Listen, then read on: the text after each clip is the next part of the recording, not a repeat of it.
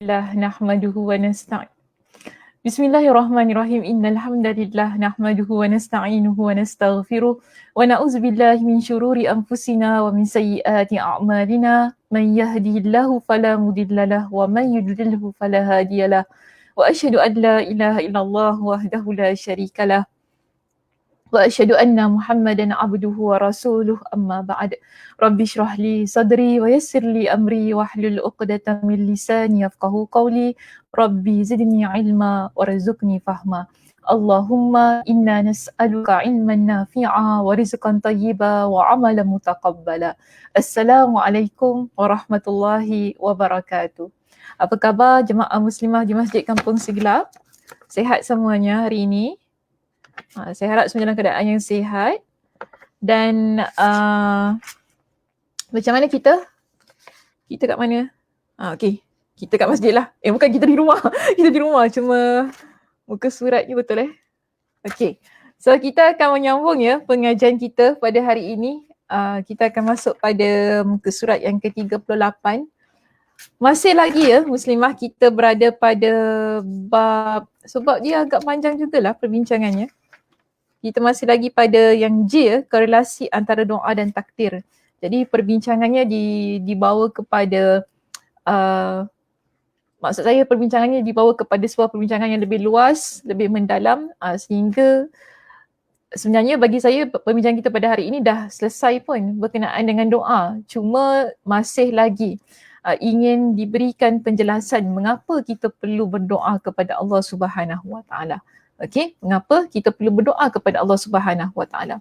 Jadi di sini muslimah, kita lihat pada hari ini kita akan masuk kepada kesinambungan kepada perbincangan kita berkenaan dengan kepentingan doa yang dah kita kupaskan pada minggu lepas.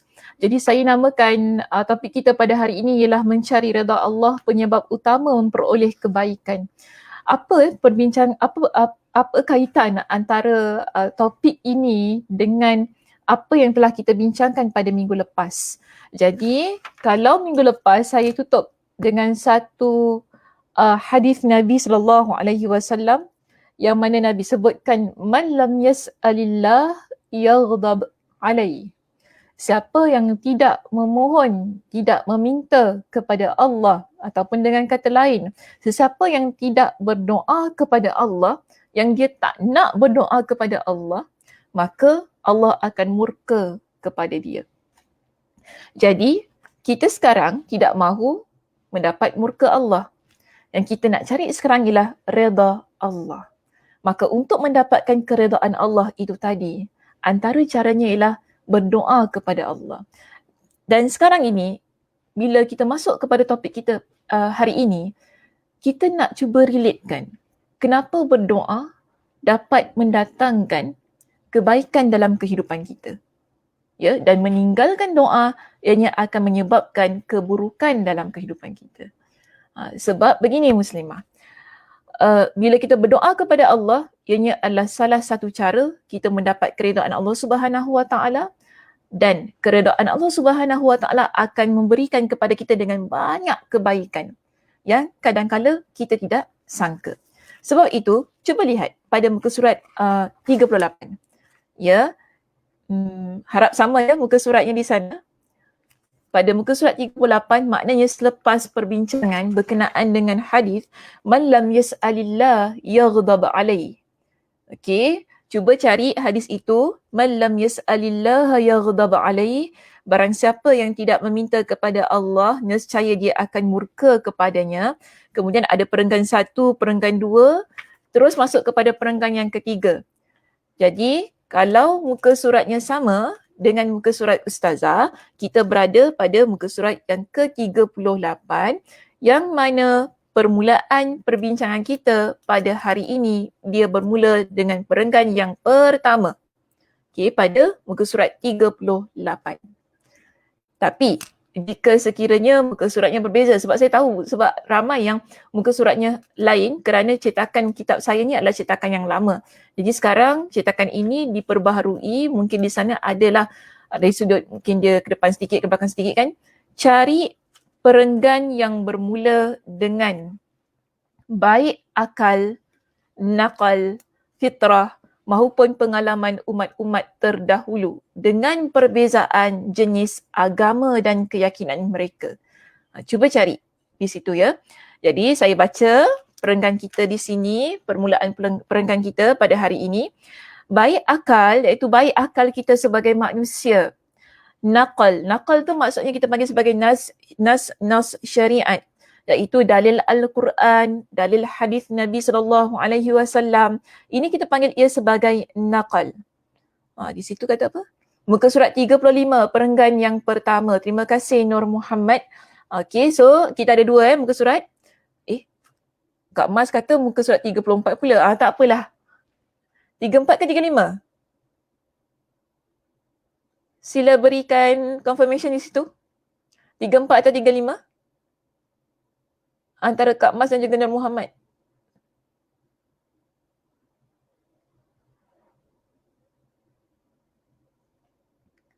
Senyap. Tak apalah. Okey. 34, 35. Antara muka surat 34. 35 Ustazah. Okey, 35. Sila lihat muka surat 35. Okey, jika sekiranya muka suratnya berbeza. Terima kasih. Masya Allah, tabarakallah. Kita ada Sila, kita ada Kak Mas kan. Okey, siapa lagi cakap 35? Oh, kita ada Puan Roslinda. Masya Allah, maknanya ramai lah. Hadis 34. Allah, hadis 34 pula. Mana satu ni Kak Mas? Ya Allah. Yang penting macam ini dia, muka surat 35. Kalau muka surat 38. Habis kita, settle. So, kita akan masuk pada perenggan kita di sini, iaitu yang bermula dengan perkataan baik akal ataupun naqal. Ya, baik akal, ini akal kita ataupun naqal. Naqal ini kita panggil sebagai nas syariat. Nas syariat maksudnya apa? Ialah dalil daripada Al-Quran dan juga hadis. Ya. Fitrah iaitu apa yang ada dalam jiwa kita ini maupun pengalaman umat-umat terdahulu dengan perbezaan jenis, agama dan keyakinan mereka. Semua telah menunjukkan bahawa mendekatkan diri kepada Rabb semesta alam, mencari redha Allah dan berbuat baik kepada makhluknya merupakan penyebab utama yang akan mendatangkan semua kebaikan. Jadi begini Muslimah, kalau kita rujuk di dalam perenggan yang baru Ustazah baca tadi kan, kita dapati ia bukan hanya semata-mata tentang kita mencari keredaan Allah ketika kita nak mendapatkan banyak kebaikan dalam kehidupan ini. Tetapi ialah kita juga perlu berbuat baik kepada makhluk yang ada di sekitar kita. Ya, sebab itu banyak kali dalam perbincangan kita Ustazah tekankan, bila kita nak jadi hamba Allah yang sebenar-benar hamba, ia bukan semata-mata antara kita dengan Allah. Ya, ia bukan semata-mata hablum minallah, tetapi ia juga ada hablum minan nas, iaitu ikatan ataupun hubungan kita sesama manusia. Atau dengan kata lain, dengan lebih menyeluruhnya lagi ya, ungkapan yang ingin saya gunakan ialah bagaimana kita dengan makhluk Allah yang ada di sekitar kita. Bila saya sebut makhluk Allah, ianya termasuklah tumbuh-tumbuhan, alam sekitar, kan, haiwan. Semua itu adalah kita panggil muamalah ataupun amalan kita. Bagaimana kita berkomunikasi dengan apa yang ada di sekitar kita. Jadi, bila kita nak jadi muslimah yang sebenar-benarnya muslimah, yang taat kepada Allah, taat kepada perintah Allah, meninggalkan segala larangan Allah, bermakna kita tidak boleh melupakan untuk melakukan kebaikan-kebaikan dengan makhluk yang ada di sekitar kita. Di samping untuk kita mencari keredaan Allah itu tadi. Okey, kerana apa? Mencari reda Allah, melaksanakan perbuatan-perbuatan baik kepada makhluk Allah yang ada di sekitar kita. semua itu merupakan peluang dan ruang untuk kita mendapatkan kebaikan-kebaikan. Okey, untuk kita mendapatkan kebaikan-kebaikan. Jadi muslimah, cuba lihat kepada line yang berikutnya. Okey. Di situ sementara kebalikan dari semua hal ini, maksudnya begini, sebaliknya kalau kita tak cari redha Allah, kalau kita buat jahat kepada makhluk Allah kan, kalau kita tidak mendekatkan diri kita kepada Allah Subhanahu Wa Taala, dia kata begini, ia merupakan penyebab terbesar yang akan mendatangkan segala keburukan. Kita buat jahat, maka kita akan ditimpa dengan perkara yang buruk. Bila kita tak dekatkan diri kita kepada Allah, bila kita tidak menjadi hamba Allah yang mencari redha Allah, bahkan mencari murka Allah, maka kemurkaan Allah lah yang akan datang kepada kita. Sebab itu Imam Ibn Al-Qayyim menasihatkan kepada kita dalam kitabnya ini, kalau kita buat perkara yang sebaliknya yang akan datang pada dalam diri kita ini. Okay? Kemudian, tidak ada yang dapat mendatangkan nikmat Allah. Ini juga kita perlu ingat. Dalam hidup kita ini, tidak ada yang boleh mendatangkan nikmat Allah. Bila kita nak nikmat daripada Allah yang merupakan kebaikan-kebaikan yang amat sangat kita perlukan dalam hidup ini. Apa yang perlu kita buat? Dan kita nak menolak murka Allah tadi kan? Seperti halnya menghadirkan ketaatan dan mendekatkan diri kepadanya serta berbuat baik kepada makhluknya. Jadi bila kita nak dapatkan nikmat Allah, kita inginkan kebaikan-kebaikan daripada Allah, syaratnya ialah cari redha Allah, dekatkan diri kita kepada Allah dan juga jangan lupa melakukan kebaikan-kebaikan kepada makhluk yang ada di sekitar kita. Semua itu adalah perkara-perkara yang akan mendekatkan diri kita dengan kebaikan. Antaranya ialah doa. Okey? Antaranya ialah doa. Jadi bila kita melaksanakan doa, iaitu kita buat doa ini ataupun kita mengangkat tangan kita, minta kepada Allah, itu adalah mendatangkan apa? Keredaan Allah. Bila kita tidak meninggalkan doa dan mendatangkan kebaikan untuk diri kita, maka bukankah itu baik? Pasti ianya adalah baik. Kerana apa? Dapat keredaan Allah Subhanahu Wa Taala. Okey? Baik, seterusnya muslimah. Bila kita faham tentang hal itu tadi, cuba lihat kepada perenggan yang berikutnya. Apa yang disebutkan oleh Imam Ibn Al-Qayyim Al-Jauziyah dalam perenggan itu. Beliau kata begini. Allah Subhanahu Wa Taala mengaitkan terjadinya kebaikan dan keburukan di dunia dan di akhirat dalam kitabnya, itu dalam Al-Quranul Karim, dengan amal perbuatan iaitu usaha kita. Sebagaimana keterkaitan antara balasan dengan syarat, kejadian dengan alasan dan akibat dengan sebab. Dan hal ini boleh kita jumpai dalam Al-Quranul Karim, diceritakan oleh Allah Subhanahu Wa Taala, direkodkan oleh Allah Subhanahu Wa Taala dalam Al-Quran dengan begitu banyak sekali. Yang mana berkenaan dengan kebaikan dan keburukan, tidak kira sama ada di akhirat ataupun di dunia ini kan, yang sedang kita duduki ini sekarang, ianya adalah berdasarkan kepada amal dan usaha kita. Ya, ia berdasarkan kepada amal dan usaha kita. Senang kata begini muslimah, Allah kaitkan terjadi kebaikan dan keburukan. Ya, Allah kaitkan terjadi kebaikan dan keburukan di dunia dan akhirat dengan amal perbuatan kita. Kita dapat perkara yang baik di dunia kerana apa? Kita buat baik. Kita dapat perkara baik di akhirat kerana apa? Kerana kita buat baik. Begitu juga, kenapa kita dapat keburukan di dunia? Kerana kita buat perkara yang buruk. Kenapa pula kita dapat perkara yang buruk di akhirat? Kerana kita buat buruk juga. Jadi, dengan kata lain, konsepnya begini muslimah dalam perbincangan kita pada hari ini. Dia begini. Buat amal buruk, okey? Bila kita buat amal yang buruk, balasannya juga buruk. Tidak kira sama ada di dunia ataupun di akhirat. Okey? Pertama. Kedua, bila kita buat amal yang baik, balasannya adalah amal baik, balasannya adalah baik. Tidak kira juga sama ada ia berkaitan dunia dan juga akhirat kita. Jelas ya? Okey. Jadi buat baik, buat buruk, balasannya buruk. Buat baik, balasannya juga adalah baik. Tidak kira sama ada ia berkaitan dunia ataupun akhirat kita. Jadi, sebagai seorang muslimah yang ingin mendapatkan keredaan Allah Subhanahu Wa Taala, konsep ini perlu kita faham dengan saksama. Okey, dengan betul-betul kita kena faham perkara ini, baru kita akan cantik amalan kita di dunia dan juga untuk mendapatkan keredaan Allah di akhirat kelak. Jadi di sini Muslimah, saya berikan contoh di sana sebab dalam kitab kita ni kalau kita buka ya, daripada muka surat 38, 39, 40, 41, 42 sampailah ke muka surat 43, diberikan kepada kita dengan ayat Al-Quran yang begitu banyak sekali untuk membuktikan apa yang kita buat itulah balasan yang kita dapat.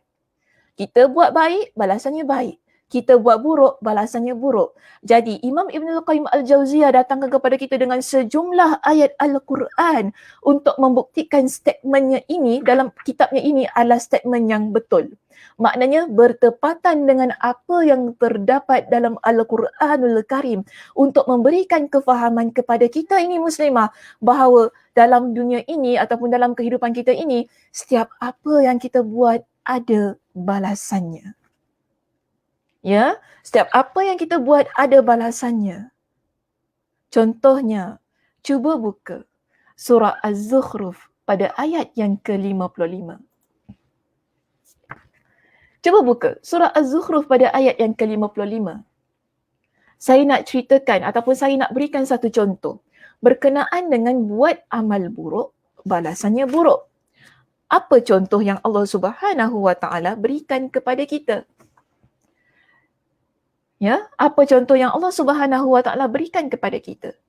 Dalam surah Az-Zukhruf pada ayat yang ke-55. Dalam kitab kita ada ya Muslimah? Ya, dalam kitab kita ada. Kalau boleh jumpa, kalau boleh cari itu jumpa, memang ada.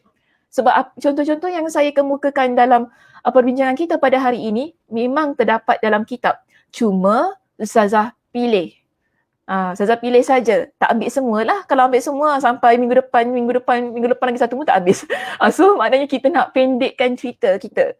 Sweet and simple je lah ya perbincangannya pada hari ini. Kita nak ambil contoh begini. Surah Az-Zukhruf pada ayat yang ke-55. Sudah buka surah Az-Zukhruf ayat yang ke-55? Saya harap sudah ya. Baik, buka Al-Quran surah Az-Zukhruf ayat yang ke-55.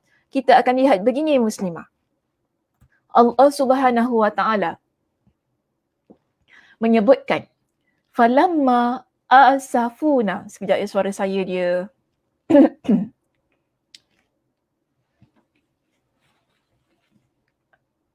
sekejap.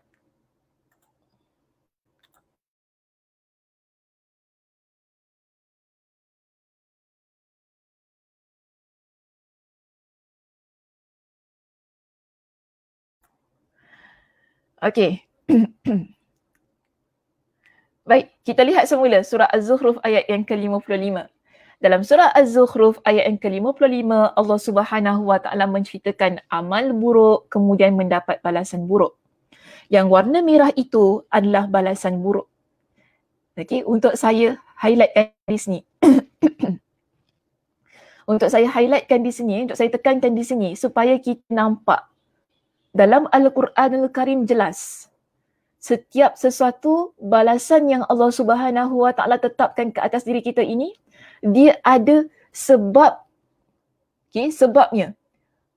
Ada sebabnya. Apa sebabnya kita dapat ini? Kerana kita buat ini. Begitu. Jadi contohnya di sini surah Az-Zukhruf ayat yang ke-55. Apa kata Allah? Falamma asafuna intaqamna minhum fa'aghraqnahum ajma'in. Setelah mereka menyebabkan kemurkaan kami, iaitu kemurkaan Allah dengan perbuatan derhaka itu, apa yang Allah Subhanahu wa Ta'ala timpakan kepada orang yang menderhaka kepada Allah ini, yang menyebabkan Allah murka kepada mereka? Allah kata begini, kami menyeksa mereka. Yang warna merah ni balasannya ya. Kami menyeksa mereka, iaitu menenggelamkan mereka semuanya di laut sehingga binasa. Ini kisah apa Muslimah? Ia adalah berkaitan dengan kisah Fir'aun. Fir'aun laknatullah. Ya, kalau kita lihat dalam surah Az-Zukhruf pada ayat yang ke-51, 56, yang mana sebelumnya sekarang kita ayat berapa tadi? 55. Maaf. Ayat 55. Pada ayat yang ke-51, 52 dan juga 53. Sehinggalah 54. 4 ayat yang sebelumnya menceritakan berkenaan dengan kederhakaan Fir'aun yang tidak mahu menerima dakwah Nabi Musa alaihi salam. Bahkan apa yang dilakukan oleh Firaun, beliau menghina, beliau mengutuk dan mengatakan pelbagai macam penghinaan. Contoh, dia kata Nabi Musa adalah ahli sihir. Dia kata Nabi Musa ini adalah hina, tak boleh nak lawan standard dia sebagai seorang Nabi, sebagai seorang Tuhan. Maaf ya, sebagai seorang Tuhan. Jadi Nabi Musa ni, apa standard dia nak dibandingkan dengan dia? Jadi itu adalah kata-kata yang diucapkan oleh Firaun kepada Nabi Musa alaihi salam. Setelah apa ya Muslimah? Setelah Nabi Musa alaihi salam menunjukkan kepada beliau berkenaan dengan mukjizat-mukjizat yang Allah berikan kepada dia. Sebab Firaun kata apa? Apa bukti kau Nabi? Firaun kata itu pada dia, apa bukti kau Nabi? Show me the dalil je. Show me the bukti kan, kau tunjuk pada aku. Tunjukkan kepada aku, apa bukti kau Nabi? Nabi Musa tunjukkan kepada dia. Apa bukti aku ini adalah seorang Nabi yang Allah utuskan untuk beritahu kepada engkau ada Tuhan yang lebih hebat daripada engkau yang seharusnya engkau imani.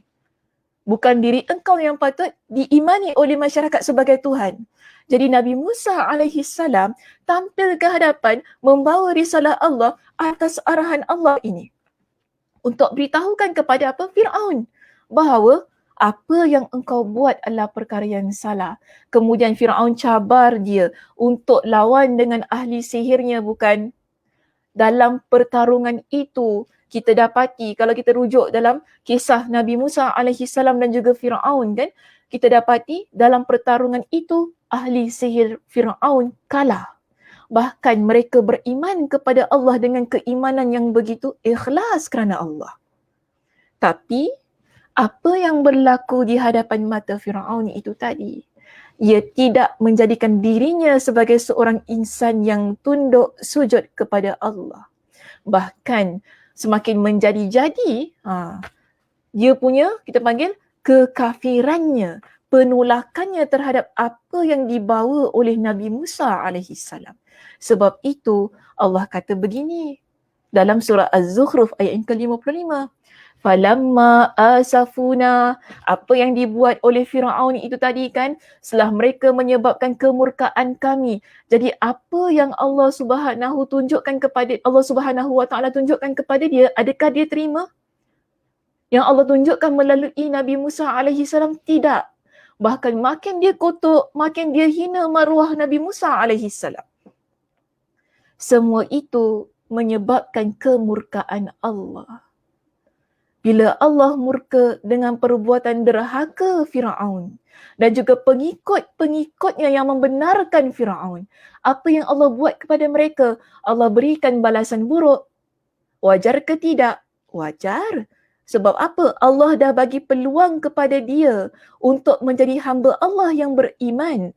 Adakah, kalau kita rujuk ya dalam Al-Quran ni Muslimah, Allah Subhanahu wa taala bila Allah nak timpakan azab kepada hambanya, Allah tak terus timpakan begitu.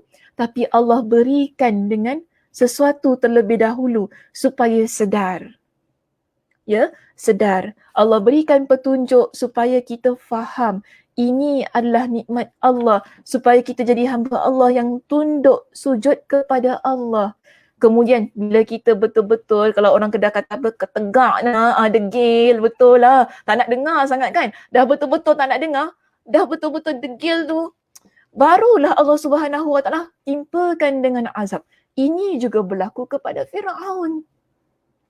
Allah Subhanahu wa taala Maha Rahmah, Maha Pengasih, Maha Penyayang. Walaupun kau dah mengaku diri kau ni Tuhan, tapi Allah Subhanahu wa taala masih lagi nak supaya dia jadi orang yang beriman.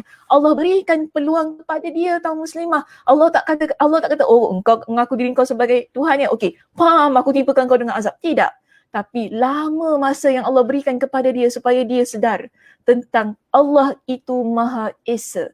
Tuhan yang sepatutnya dia angkat sebagai Tuhan, bukan diri dia. Dan Allah Subhanahu wa taala, setelah Allah Subhanahu wa taala berikan kepada dia dengan masa untuk melihat di mana letaknya kebenaran, tetapi kedegilan dia lebih bermaharajalela daripada kebenaran yang telah ditunjukkan kepada dia.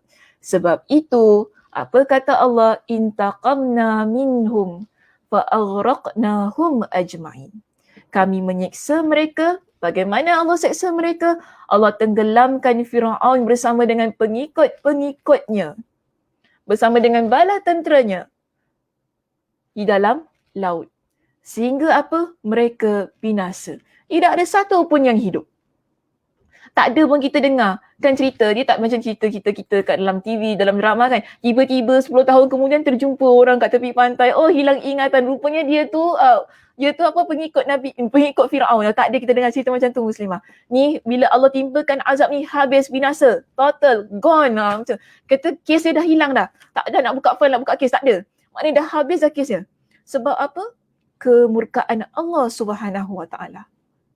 So, jelasnya di sini, amal yang buruk bila kita buat, maka Allah akan timpakan dengan balasan yang buruk. Begitu juga Muslimah.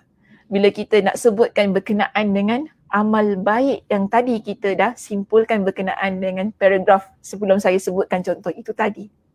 Iaitu bila kita buat amal yang baik, Allah Subhanahu Wa Taala akan berikan balasan yang baik bagi diri kita ini. Contohnya, cuba buka surah Al-Ahzab ayat yang ke-34. Ya, sila saya berikan masa. Buka Al-Quran surah Al-Ahzab ayat yang ke-34.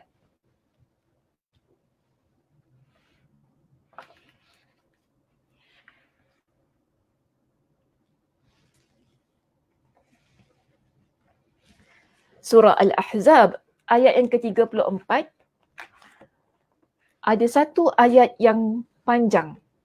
Ya. Ayat yang begitu panjang menceritakan berkenaan dengan lelaki yang beriman, wanita yang beriman. Okey.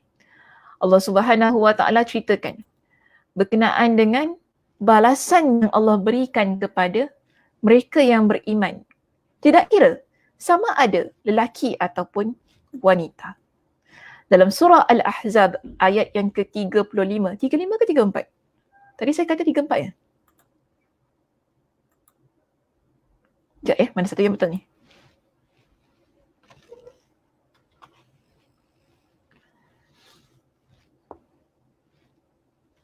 Sebentar, kena cek balik.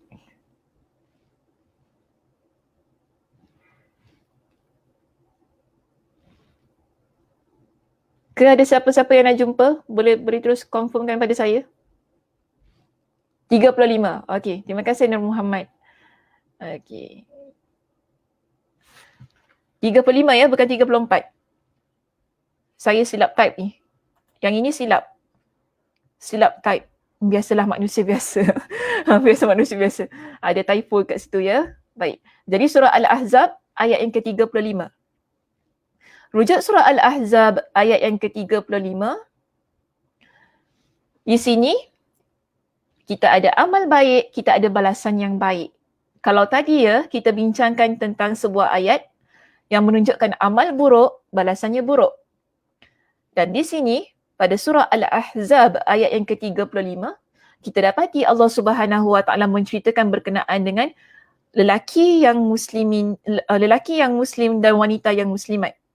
Innal muslimina wal muslimat wal mu'minina wal mu'minat wal qanitina wal qanitat was sadiqina was sadiqat was sabirina was sabirat wal khashi'ina wal khashi'at wal mutasaddiqina wal mutasaddiqat was saimina was saimat wal hafizina furujahum wal hafizati wal dzakirina Allah katsiran wal dzakirat. Setelah Allah Subhanahu Wa Taala sebutkan tentang semua insan-insan ini, yang mana mereka ni semua melaksanakan amal baik ya. Okey. Apa kata Allah? Allah berikan ganjaran kepada mereka. Dengan ganjaran apa? A'addallahu lahum maghfiratan wa ajran azima. Yang warna hijau itu. Yang warna hijau adalah balasan yang Allah berikan kepada orang yang beramal baik. Okey. Jadi kita lihat begini. Seorang lelaki yang Islam, wanita yang Islam, lelaki yang beriman, wanita yang beriman, lelaki yang taat, wanita yang taat, lelaki yang benar, yang jujur ya, dan juga wanita yang benar, lelaki yang sabar, wanita yang sabar, lelaki yang merendah diri kepada Allah serta wanita yang merendah diri kepada Allah. Dan lelaki yang bersedekah, wanita yang bersedekah, wanita yang berpuasa, lelaki yang berpuasa, lelaki yang memelihara kehormatannya dan wanita yang memelihara kehormatannya. Lelaki yang menyebut nama Allah iaitu berzikir kepada Allah.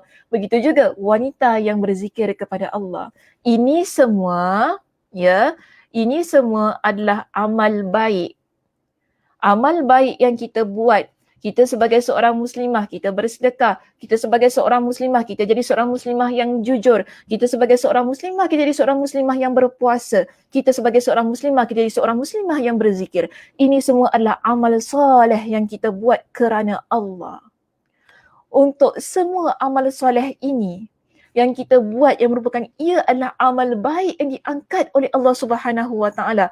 Maka apa kata Allah? Allah berikan kepada kita yang melakukan amal baik tersebut dengan menyediakan bagi mereka semua ini keampunan dan pahala yang besar. Jelas bukan? Orang yang buat baik, Allah berikan kebaikan. Tidak ada orang yang buat baik, Allah berikan dengan keburukan muslimah.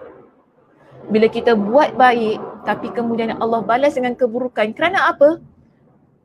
Kerana keikhlasan kita yang salah. Kita buat baik, mungkin kita buat baik ialah riak. Ada riak di situ. Ingin menunjuk-nunjuk, bersedekah tunjuk orang, kan? Berzikir tunjuk pada orang. Ini semua adalah perbuatan yang Allah tidak terima walaupun ia baik. Tapi kenapa amal baik ini Allah Subhanahu Wa Taala terima? Dan Allah berikan ganjaran pahala, keampunan dan pahala yang begitu besar kerana ada keikhlasannya. Jadi sebab itu, Allah tidak akan memberikan satu balasan yang berbeza dengan apa kita buat. Kalau kita buat buruk, Allah akan berikan keburukan. Kalau kita buat baik, Allah akan berikan kebaikan. Namun kenapa kadang-kadang ada perkara baik yang kita buat tapi tetap kita dapat keburukan? Kerana keikhlasan kita dalam beramal baik itu tadi. Ya, kerana keikhlasan kita dalam beramal baik itu tadi perlu kita koreksi kembali. Kita juga ada contoh lain muslimah yang ingin saya utarakan di sini ataupun ingin saya tampilkan di sini. Iaitu, cuba lihat surah Al-Anfal pada ayat yang ke-29. Ini berkaitan dengan amal baik sekali lagi. Dalam surah Al-Anfal pada ayat yang ke-29, Allah Subhanahu Wa Taala menyebutkan berkenaan dengan orang yang beriman. Dia bukan sekadar berimannya di sini muslimah, tetapi dia adalah orang yang bertakwa. Sebab itu Allah kata begini, Ya ayyuhallazina amanu in tattaqullah. Wahai orang-orang yang beriman, jika kamu bertakwa kepada Allah. Kita jadi orang yang beriman, kemudian kita bertakwa kepada Allah. Apa maksud takwa di sini muslimah? Kita taat kepada perintah Allah. Ya, taat kepada perintah Allah dan tinggalkan larangan Allah. Ini boleh kita ertikan dengan ketakwaan. Seorang yang beriman, ramai orang mengaku diri mereka beriman, tetapi belum tentu dia bertakwa kepada Allah. Sebab itu Allah kata begini, wahai orang yang beriman, in tattaqullah, jika sekiranya kamu menjadi orang yang bertakwa kepada Allah, apakah balasan yang akan Allah berikan? Yaj'al lakum furqana wa yukaffir 'ankum sayyi'atikum wa yaghfir lakum wallahu dzul fadlil 'azim. Ada tiga perkara yang Allah akan berikan kepada kita bila kita jadi seorang muslimah yang beriman kepada Allah dan berusaha untuk menjadi seorang muslimah yang bertakwa kepada Allah. Jadi pertama, Allah kata begini, yaj'al lakum furqana. Yang warna hijau itu ya, yaj'al lakum furqana. Nescaya dia mengadakan bagi kamu petunjuk. Apa maksud furqan di sini? Petunjuk di sini maksudnya ialah yang mana dengan petunjuk itu, dengan furqan tersebut, kita mampu membezakan antara yang benar dan yang salah. Okey, kita mampu membezakan antara yang benar dan yang salah. Ini yang pertama. Kedua, wa yukaffir ankum sayyi'atikum, dan menghapuskan kesalahan-kesalahan kamu. Ketiga, mengampunkan dosa-dosa kamu. Okay, so ada 3 perkara yang diperoleh oleh mereka yang beriman kepada Allah dan bertakwa kepada Allah. Allah berikan kepada dia dengan furqan, maksudnya satu keistimewaan, satu keutamaan yang mana dia mampu untuk membezakan mana yang buruk, mana yang baik. Dia mampu membezakan mana yang betul, mana yang salah. Atau dengan kata lain, dia mampu membezakan apa yang dosa dan apa yang pahala. Kita inginkan perkara yang sedemikian muslimah dalam kehidupan kita. Dalam hidup ini, bila kita buat sesuatu, kita mesti dapat beza. Mana dosa, mana pahala. Sebab itu penting furqan ini. Kalau kita tidak ada furqan tersebut, dosa pahala kita langgar je. Baik buruk, kita buat je. Sebab kita tak boleh bezakan mana baik, mana buruk. Sebab itu orang yang bertakwa di sini, Allah berikan keutamaan yang sedemikian. Dan kita perlukan furqan dalam hidup kita ni muslimah. Supaya apa? Kita sentiasa berada pada jalan yang betul. Kita sentiasa menjadi hamba Allah yang mengejar pahala Allah. Bukan sentiasa menjadi hamba Allah yang bergelumang dengan dosa. Jadi penting ke tidak furqan ini? Penting. Amat penting. Sebab itu, usaha jadi hamba Allah yang bertakwa. Ketakwaan kita kepada Allah, ia akan menjadikan kita hamba Allah yang mendapatkan ganjaran yang begini, iaitu Allah berikan kepada kita dengan satu keutamaan yang dapat membezakan yang mana betul, yang mana salah, yang mana hak, yang mana batil. Di samping Allah Subhanahu wa taala memberikan kepada kita dengan satu ganjaran yang mana Allah hapuskan dosa-dosa kita. Kan? Allah Subhanahu wa taala hapuskan dosa-dosa kita dan Allah Subhanahu wa taala ampunkan dosa-dosa kita. Jadi ini amal yang baik, kita akan dapat balasan yang baik. Okey. Baik. Seterusnya, kita ada contoh berkenaan dengan amal yang buruk sekali lagi.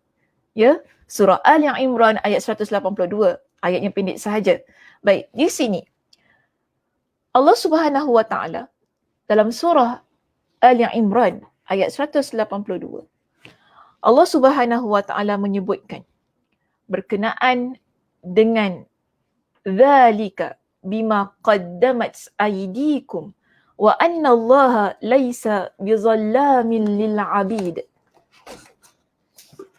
Ya, azab siksa yang demikian itu ialah disebabkan perbuatan yang telah dilakukan oleh tangan kamu sendiri. Jadi Allah tekankan di sini, zalika, zalika yang warna merah itu ya, yang Ustazah warnakan. Zalika itu balasan buruk. Apa dia? Azab siksa yang Allah berikan kepada kita. Allah beritahu kepada kita, kenapa aku berikan kepada engkau dengan zalik, iaitu azab siksa yang demikian itu. Bima qaddamat aydikum, ialah kerana perbuatan yang telah dilakukan oleh tangan engkau sendiri. Wa anna Allaha laisa bizallamin lil 'abid, dan ingatlah sesungguhnya Allah tidak sesekali berlaku zalim kepada hamba-hambanya. Jadi muslimah, bila ada perkara buruk yang berlaku pada diri kita, kita nak kata Allah itu zalim? Nak kata begitu? Nanti di hari kiamat kelak, bila Allah Subhanahu wa taala, na'udzubillah ya, bila Allah Subhanahu wa taala masukkan kita ke dalam api neraka, kita nak kata zalimnya Allah masukkan aku dalam api neraka. Nak kata gitu? Kita tak berhak untuk kata sedemikian. Kerana apa? Kita masuk neraka itu kan, na'udzubillah min zalik, ialah kerana apa? Perbuatan tangan kita sendiri. Sebab Allah dah ingatkan, Allah tidak berlaku zalim kepada hambanya. Apa yang engkau buat, itulah yang engkau dapat. Buat baik, aku berikan perkara yang baik. Kau buat buruk, aku berikan perkara yang buruk. Jadi atas alasan apa untuk kita katakan Allah itu zalim? Sedangkan Allah pun sudah tekankan dalam ayatnya ini bahawa Allah tidak sesekali berlaku zalim kepada hamba-hambanya. Jadi sekarang ini tugas kita, apa tugas kita ni sekarang muslimah? ialah memastikan diri kita yang sudah mengetahui tentang konsep ini, ya, berkenaan dengan amal buruk dapat balasan yang buruk, amal baik dapat balasan yang baik. Bila kita dah faham tentang konsep ini, ia akan menjadikan kita seorang muslimah yang lebih berhati-hati dalam setiap tindakan kita. Perjuangan kita untuk mencari keredaan Allah, mendekatkan diri kepada Allah dan berlaku baik ataupun berbuat baik kepada semua hamba Allah yang ada di atas muka bumi ini, dia akan jadi perjuangan yang jelas. Kenapa saya jadi hamba Allah yang mencari keredaan Allah? Kenapa saya jadi hamba Allah yang nak mendekatkan diri saya kepada Allah? Kenapa saya jadi hamba Allah yang baik kepada semua makhluk Allah di atas muka bumi ini? Kerana saya tahu kalau saya buat yang sebaliknya, Allah akan berikan balasan yang sebaliknya. Apa maksud saya yang sebaliknya? Allah akan beri balasan yang buruk kepada saya. Kita faham tentang hal ini, aman bahagia hidup kita dunia dan akhirat. Ya, dan semua perkara ini saya tak boleh nak jelaskan semuanya, muslimah. Saya dah beritahu tadi, dalam kitab kita ini ada banyak ayat Al-Quran yang dinyatakan di sini, yang disertakan bersama kita untuk kita baca sebagai apa? Sebagai bukti bahawa Allah Subhanahu Wa Taala tidak menzalimi hamba-Nya dengan saja-saja. Allah Subhanahu Wa Taala, ya muslimah, bila kita faham di sini, Allah Subhanahu Wa Taala, bila kita baca Al-Quranul Karim, bila kita baca semua contoh-contoh yang ada dalam kitab kita ini, kita akan faham begini. Allah tidak hukum dan beri ganjaran saja-saja kepada hamba. Allah tidak begitu. Ya, Allah tak hukum kita dan Allah tak berikan ganjaran ataupun balasan kepada kita ini saja-saja. Ada sebab atau perlakuan yang kita telah lakukan yang menyebabkan berlakunya kebaikan dan keburukan itu. Ya, ada sebab. Kenapa satu perkara buruk berlaku? Ada sebab juga mengapa satu perkara baik berlaku dalam hidup kita. Dia tidak berlaku dengan saja-saja. Mesti ada sebab. Itu yang tadi kan kita sebut tentang sebab, akibat dan sebagainya yang pada awal perbincangan kita tu tadi. Jadi jelas kepada kita, bila kita baca Al-Quranul Karim ini betul-betul, ataupun nanti ya, bila cuba lihat setiap satu ayat Al-Quran yang ada dalam perbincangan pada kitab kita ini, cuba lihat setiap satunya. Kita akan faham Allah berikan kepada kita dengan satu balasan baik, tidak kira sama ada di dunia ataupun di akhirat, kerana ada perbuatan baik yang kita buat. Begitu juga Allah Subhanahu Wa Taala tidak tetapkan satu balasan yang buruk pada diri kita di dunia dan di akhirat, melainkan ada perbuatan yang buruk kita lakukan. Begitu juga dengan doa kita, muslimah. Saya balik ya pada perbincangan doa.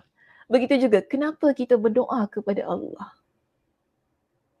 Kerana doa itu merupakan amal ibadah kita yang akan memberikan kebaikan dalam kehidupan kita. Tapi, kalau kita tidak mahu kebaikan-kebaikan yang telah Allah Subhanahu Wa Taala siapkan untuk diri kita ini, silakan untuk tidak berdoa. Tidak ada siapa yang paksa. Okay? Tidak ada siapa yang paksa. Ini sebabnya mengapa Imam Ibn Al-Qayyim Al-Jauziyah mendatangkan perbincangan ini. Supaya kita jelas berkenaan dengan doa. Sebab apa yang kita bincangkan di awal poin kita berkenaan dengan korelasi ataupun kaitan antara doa dan takdir. Bukankah ada di kalangan mereka yang mengatakan doa itu tidak berfaedah? Betul tak? Yang dah kita bincangkan pada sesi yang lepas, 2 minggu yang lepas, mereka kata apa? Doa ni tak memberi manfaat, tidak berfaedah. Kita doa ke tak doa ke sama saja. Jadi di sini Imam Ibn Al-Qayyim didatangkan discussion ini, perbincangan ini supaya kita jelas. Bila kita berdoa kepada Allah, ia adalah perkara yang baik. Maka kita akan dapat perkara yang baik. Tapi kalau kita tinggalkan doa, sedangkan Allah Subhanahu Wa Taala murka kepada orang yang berdoa itu tadi, maka pantas bukan kemurkaan dan keburukan kita akan peroleh. Sekarang kita nak kebaikan.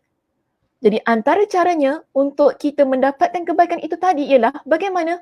Angkat tangan, minta kepada Allah perkara yang baik-baik. Allah akan beri kepada kita dengan perkara yang baik itu tadi.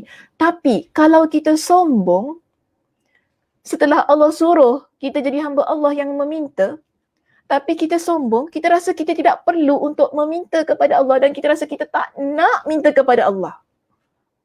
Maka di sinilah datang kemurkaan Allah. Yang datang juga adalah keburukan-keburukan. Yang kadang-kadang kita rasa kenapa ya benda ni berlaku? Kenapa benda ni berlaku? Cuba cek balik doa kita bagaimana. Ya, cek kembali doa kita bagaimana. Sebab doa itu adalah perkara yang baik, pasti ia akan berikan perkara yang baik dalam hidup kita. Jadi, kalau kita nak lihat kebaikan-kebaikan yang lain yang telah Allah Subhanahu Wa Taala sertakan bersama dengan amal baik kita, di samping doa tu tadi kan, doa ni adalah amal baik kita tahu muslimah, ibadah kita kepada Allah. Ya, kalau kita nak lihat amal-amal baik yang lain, buka Al-Quranul Karim. Sebab begini, cuba lihat pada muka surat kita yang ke-43. Ya, saya tidak tahu di sana muka surat yang keberapa. Tapi muka surat yang ke-43, kita dapat di sini, secara umum, Imam Ibn Al-Qayyim Al-Jauziyah kata begini, secara umum, Al-Quranul Karim dari awal hingga akhir kan, mengaitkan secara jelas antara susunan ganjaran kebaikan dan keburukan. Kita, bila kita baca Al-Quranul Karim, kita mulakan dengan surah Al-Fatihah. Ya, kita buka Al-Quran kita ini. Bermula daripada surah Al-Fatihah. Mula daripada surah Al-Fatihah. Kita buka Al-Quran kita mula daripada surah Al-Fatihah. Kemudian, kita lihat. Sampailah kepada surah yang terakhir. Surah yang terakhir, surah An-Nas ni muslimah. Daripada awal sampai akhir kan, semuanya ada susunan berkenaan dengan ganjaran kebaikan dan juga ganjaran keburukan. Yang mana Allah Subhanahu Wa Taala sebutkan berkaitan dengan amalan kita. Maknanya daripada A sampai Z, tidak ada yang Allah tinggalkan berkaitan dengan apa yang kita bincangkan pada hari ini. Amal baik akan dapat balasan yang baik. Amal buruk akan dapat balasan yang buruk. Daripada awal hingga akhir, begitulah yang terdapat dalam Al-Quranul Karim. Sekarang ini ada dua perkara yang perlu kita perhatikan untuk kita lebih jelas berkenaan dengan hal ini. Okey, begini muslimah. Cuba lihat kepada perenggan yang saya nak cakap macam mana ya di sini. Kalau di muka surat saya dalam muka surat 44. Ya, muka surat 44 di perenggan yang kedua yang terakhir. Muka surat 44 perenggan kedua yang terakhir. Di situ dia ada boldkan perkataan pertama. Okey? Pertama disebut begitu. Sebab apa? Dia nak jelaskan begini. Ada dua hal yang harus seseorang lakukan untuk menyempurnakan kebahagiaan dan keberuntungannya berkaitan dengan amal baik itu tadi. Yang mendapat balasan baik. Jadi ada dua perkara yang Imam Ibn Al-Qayyim Al-Jauziyah ingin tekankan dalam perbincangan ini yang perlu kita lakukan untuk kita sentiasa dalam keadaan hamba Allah yang berbuat baik dan seterusnya mendapat ganjaran yang baik. Jadi pertama yang beliau tekankan di sini ialah kalau dalam buku surat saya ialah muka surat 44, ya, perkataannya dimulakan dengan pertama dia hitamkan, ya, memang semua perkataan orang hitam lah, dia boldkan perkataan itu, dia gelapkanlah perkataan itu. Jadi pertama, apa yang perlu seseorang itu lakukan ialah mengetahui perincian sebab terjadinya kebaikan dan keburukan. Perincian tu maksudnya kita buat ini, kita dapat ini. Kita buat itu, kita dapat itu. Macam itulah maksudnya kan. Senang kata, kalau kita jadi hamba Allah yang menderhaka kepada kedua ibu bapa kita, apa balasannya? Neraka. Betul tak? Azab Allah. Kalau kita jadi hamba Allah yang mensyirikkan Allah, apa balasannya? Neraka. Tapi kalau kita jadi hamba Allah yang bersabar, balasannya apa? Syurga. Kita jadi hamba Allah yang benar-benar memaafkan orang lain, syurga. Semua itu kita perlu belajar tentang perincian ataupun pendetailan perkara itu ada detailsnya yang terdapat di mana? Dalam Al-Quranul Karim. Jadi solusinya untuk kita sentiasa menjadi hamba Allah yang memperoleh kebaikan-kebaikan. Kerana kita nak jauh daripada kemurkaan Allah. Kita nak cari redha Allah itu tadi kan. Solusinya ialah kita perlu memahami, mengetahui perincian sebab terjadinya kebaikan dan keburukan. Bila kita faham perincian ini, ianya akan lebih mendekatkan diri kita kepada Allah. Ianya akan menjadikan kita hamba Allah yang mencari redha Allah dan semakin nak melakukan kebaikan-kebaikan kepada semua hamba Allah yang ada di atas muka bumi ini. Namun, nak dapatkan perincian ini bagaimana? Tadabbur Al-Quran. Tadabbur Al-Quran itu yang Imam Ibnul Qayyim Al-Jauziyah nasihatkan kepada kita. Nak tahu perincian buruk dan baik, tak perlu kita buka kitab manual yang lain. Yang perlu kita buka sekarang ini ialah, yang perlu kita letakkan di hadapan kita sekarang ini ialah Al-Quranul Karim. Baca, fahami, tadabbur Al-Quran itu. Ianya akan mendekatkan kita kepada Allah. Ianya akan menjadikan kita hamba Allah yang sentiasa nak mencari keredaan Allah. Dan ia akan menjadikan kita hamba Allah yang sentiasa melakukan amal kebaikan kepada semua makhluk Allah yang ada di atas muka bumi ini. Tapi, kalau kita letak tepi Al-Quran kita, kita letak tepi Al-Quran kita, dah malah nak baca, letaklah tepi, tak payahlah baca, leceh lah, tak game-game baca Quran ni. Tak payah leceh, tak apalah, buka je. Buka je, dengar je lah. Tak ada inisiatif nak baca. Beza ya muslimah, bila kita dengar Al-Quran dengan kita baca Al-Quran. Amat beza sekali impaknya, kesannya pada diri kita. Bukan sahaja kata baca, dengar Al-Quran tu tak okey, okey sahaja. Bahkan itu adalah perkara yang baik. Boleh saja kita dengar. Tak jadi masalah. Tapi membaca Al-Quran ini adalah amal ibadah yang tidak boleh kita tinggalkan. Yang ramai antara kita lupa. Jadi, bagaimana kita nak jadi seorang muslimah yang mentadabbur Al-Quran kalau kita tak baca Al-Quran? Okey? Macam mana kita nak jadi muslimah yang mentadabbur Al-Quran, yang nak buat amal-amal kebaikan, sedangkan dalam Al-Quran itu dalam Al-Quran itu Allah Subhanahu Wa Taala rekodkan banyak amal-amal kebaikan yang perlu kita buat sebagai ketaatan kita kepada Allah. Tapi kalau kita tak buka Al-Quran, tak baca Al-Quran, hanya dengar, kita dengar pun bukan kita faham kadang-kadang betul tak? Sebab tu perlu baca. Bila kita baca ni, kita akan lihat terjemahannya. Kita faham terjemahan itu, mungkin kita buka kitab tafsir. Sebab kitab tafsir pun Masya Allah, Tabarakallah sekarang ni kan ada terjemahannya. Buka kitab tafsir terjemahan, kita baca, kita faham, Alhamdulillah, kita tadabbur. Apa maksud tadabbur? Kita faham, kita renungkan, kemudian bagaimana kita nak apply apa yang kita faham itu dalam kehidupan kita. Jadi, inilah perkara yang perlu kita lakukan. Sebab nak cari keridaan Allah, nak dekatkan diri kita kepada Allah dan juga nak berbuat baik kepada semua makhluk Allah yang ada di atas muka bumi ini. Kita memang betul perlukan manualnya. Tapi manualnya kalau kita tak buka, kita tak tahu baca pun. Kan kadang-kadang antara kita tak tahu baca, tak tahu macam mana. Tak tahu, saya confused nak baca Quran ni. Kita tinggalkan langsung bagaimana kita ingin mendapatkan keridaan Allah itu tadi. Jadi balik kepada Al-Quranul Karim.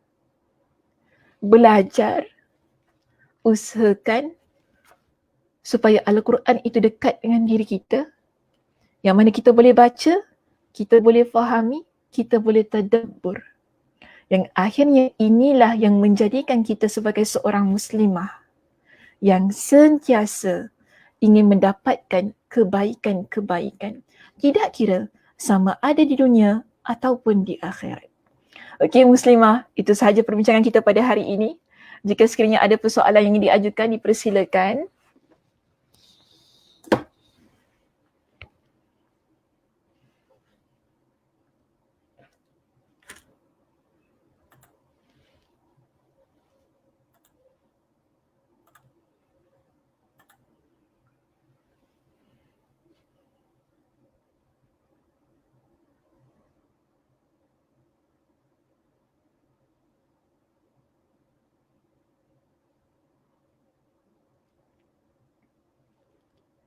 Okey, kita ada soalan daripada Puan Syida Abu Bakar ya. Terima kasih Puan Syida atas soalannya yang diajukan di sini.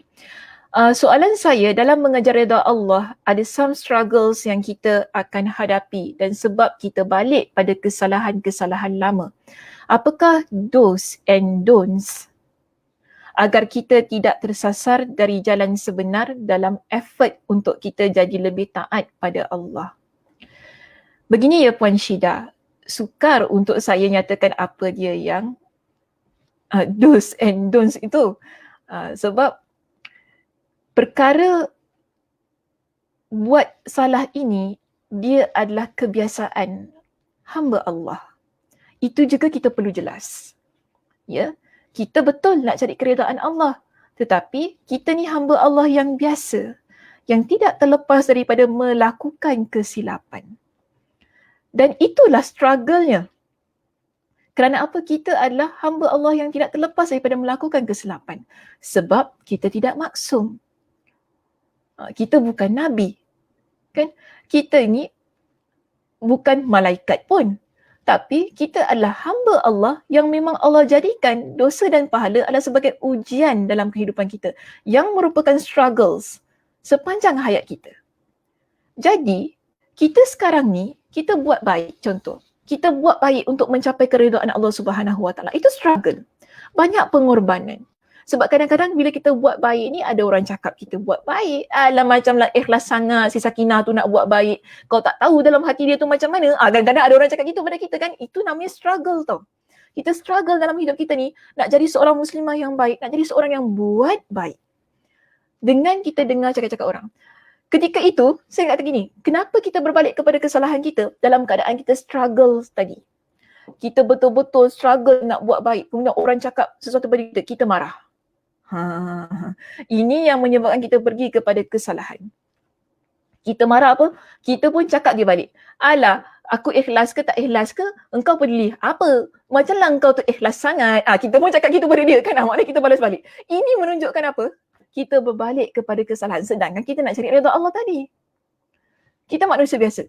Tetapi sebab itu di sini ya, hikmahnya mengapa Allah Subhanahu Wa Taala jadikan untuk kita ataupun berikan kepada kita ini dengan taubat, dengan istighfar. So, supaya apa? Bila kita dah buat kesilapan tadi dalam keadaan kita struggle untuk tetap berada dalam ketaatan Allah, kita taubat kepada Allah, kita istighfar kepada Allah dan kita kembali kepada keadaan mencari keredaan Allah. So, hidup kita, dia begitu, Puan Syida. Ya, ada buat salah, kita taubat, kemudian kita kembali kepada ketaatan. Dalam keadaan kita melaksanakan ketaatan, kita ada buat kesilapan lagi. Taubat lagi, kembali kepada ketaatan. Dia begitu. Sepanjang hayat kita. Cuma masalahnya sekarang ini, bila kita dah melakukan kesilapan dan kesalahan itu tadi, adakah kita nak kembali kepada Allah? Ini pun struggle juga. Kan? Adakah kita nak kembali kepada Allah? Sebab itu Nabi kata begini,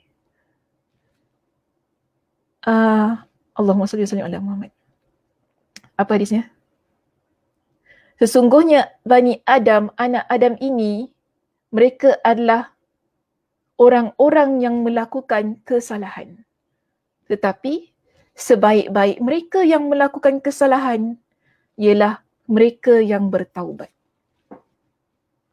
Ya, sebaik-baik mereka yang melakukan kesalahan ialah mereka yang bertaubat. Jadi, kita tak boleh nak kata, saya nak jadi hamba Allah yang taat kepada Allah. Kita nak terus taat kepada Allah. Tidak ada melakukan kesilapan. Tak boleh juga kita kata sedemikian, Puan Syida. Sebab dia mesti ada slacknya. Mesti ada sebab kita manusia biasa. So, bila kita ada buat kesilapan yang slack tadi tu kan, buat salah, buat silap, buat dosa, kembali kepada Allah.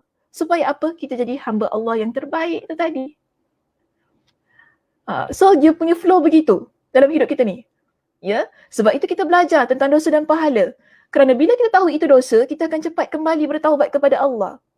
Masalahnya, bila kita tahu itu dosa, kita tak kembali cepat bertaubat kepada Allah, dia akan jadi comfort pada diri kita. Yang akhirnya bila kita buat salah, kita rasa tak apa-apa dah. Alah malas nak taubat, tapi tak kisah. Kita dah tak kisah lagi. Jadi kenapa kita kena cepat-cepat kembali bertaubat kepada Allah?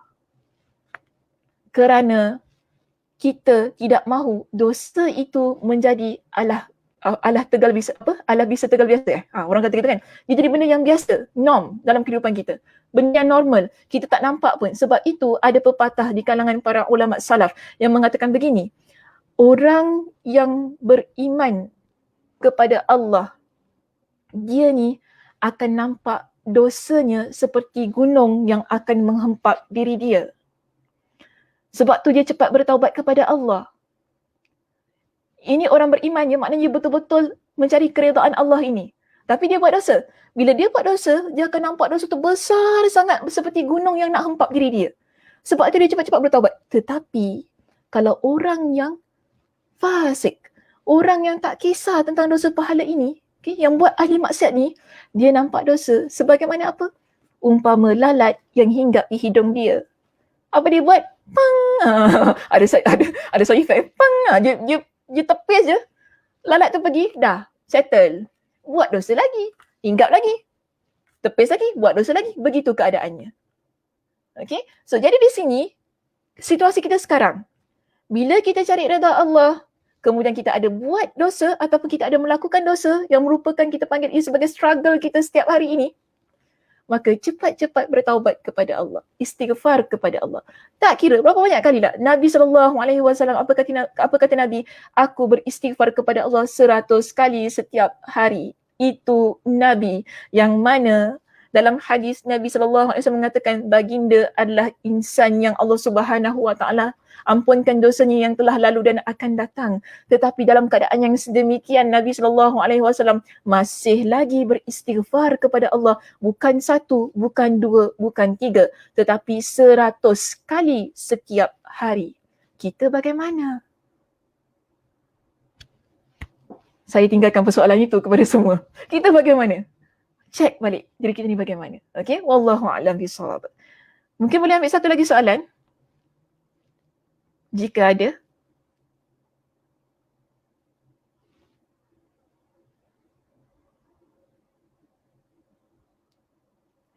Okey, Sarah di sini. Assalamualaikum. Waalaikumsalam warahmatullahi Sarah. Macam mana kita nak bezakan antara balasan buruk dan ujian dari Allah?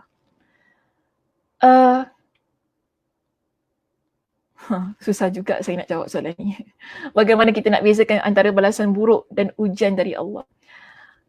Perkara buruk yang berlaku ataupun perkara buruk ni saya boleh kata perkara-perkara yang tidak kita suka. Ia berada dalam diri kita ataupun ujian, musibah kan yang berlaku dalam hidup kita ni. Betul, ia tak semestinya balasan. Ia tak semestinya balasan. Dan ia juga tak semestinya ujian. Okay? Jadi kita ada dua keadaan yang mana dalam keadaan yang kita tidak mengetahui itu tadi, kita ambil semualah.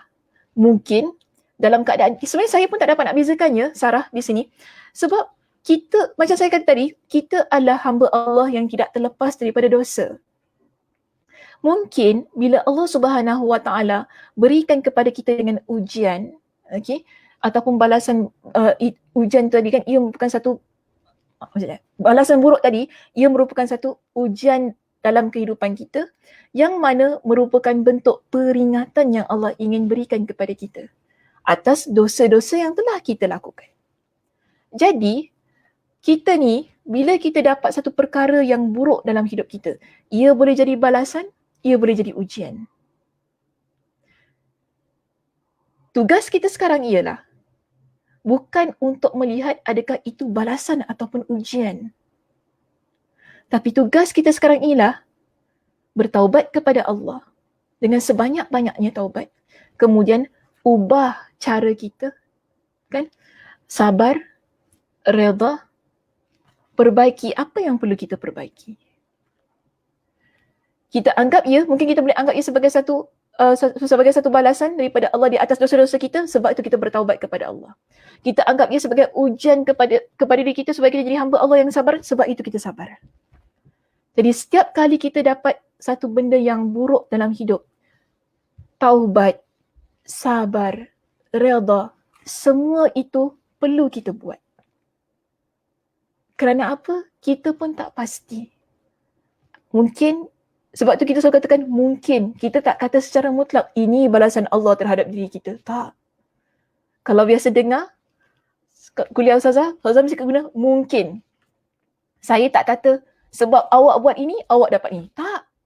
Saya selalu akan guna perkataan mungkin itu adalah kerana dosa-dosa kita.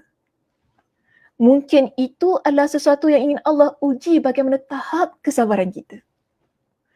Kalau kita faham bagaimana penggunaan ayat yang saya gunakan kan, saya tak pernah menggunakan perkataan yang mutlak untuk menunjukkan kau buat ini, memang ini yang kau dapat. Kenapa Allah bagi kau susah begini ya Sakinah? Sebab kau buat gini ya? Tak. Kita kata mungkin kerana ini, mungkin kerana ini. Cuma sekarang tugas kita ni ya Sarah, bila ada perkara buruk tu tadi berlaku pada diri kita, semua keadaan itu perlu kita pertimbangkan yang akhirnya kita akan buat semua perkara itu tadi. Istighfar kepada Allah, taubat kepada Allah, kemudian apa? Sabar di atas ujian yang Allah berikan dalam kehidupan kita ini. Wallahu a'lam bishawab. Okey, itu sahaja Muslimah perbincangan kita untuk hari ini. Alhamdulillah ya. Sampailah ke penghujungnya, rasanya macam terlebih masa tu. Sampailah kita ke penghujungnya. Terima kasih kepada semua yang mengikuti kuliah kita pada hari ini. Mudah-mudahan Allah Subhanahu Wa Taala memberikan kepada kita dengan kesihatan, kelapangan masa untuk kita bertemu sekali lagi di sesi yang akan datang. Baik Muslimah, saya tutup dengan tasbih kafarah. Subhanakallahumma wa bihamdika asyhadu an la ilaha illa anta astaghfiruka wa atubu ilaik. Assalamualaikum warahmatullahi wabarakatuh.